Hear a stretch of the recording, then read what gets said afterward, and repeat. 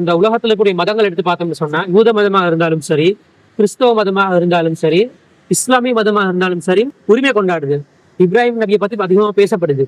ஆனா உண்மையிலே இப்ராஹிம் அலைஹிஸ்ஸலாமுக்கு யாரு சொந்தக்காரர்கள் எடுத்து சொன்னா நாம தான், முஸ்லிம்கள் தான்.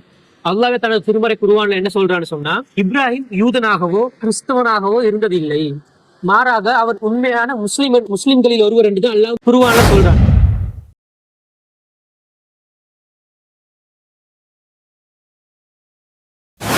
இப்ராஹிம் அலைஹிஸ்ஸலாம் அவர்கள் அவரோட குடும்பத்தோட ஹிஜ்ரத் செஞ்சு போறாங்க. ரசூலுல்லாஹ் மக்கால இருந்து மதீனாவுக்கு ஹிஜ்ரத் செஞ்சு போன மாதிரி இப்ராஹிம் அலைஹிஸ்ஸலாம் அவர் பிறந்த அந்த ஈராக் என்ற ஊர்ல, அந்த ஊர் என்ற ஊர்ல ஹிஜ்ரத் செஞ்சு இப்போ பலஸ்தீனாக இருக்கக்கூடிய அந்த பலஸ்தீனுடைய நாட்டுக்கு ஹிஜ்ரத் செஞ்சு போயிட்டு அந்த பலஸ்தீனத்தை வாழ்றாரு.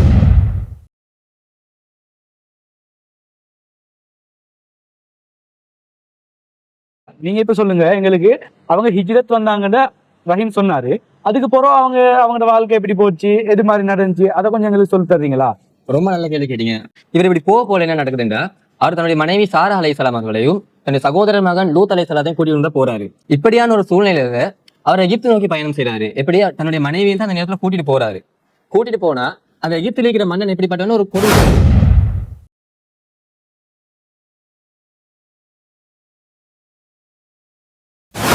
இந்த வரலாறுல இருந்து இஸ்மாயில் நபிக்கும் இப்ராஹிம் நபிக்கும் இருக்கிற அந்த தந்தை மகன் வரலாறுல இருந்து பல படிப்புகளை நம்ம எடுத்துக்கொள்ளலாம்.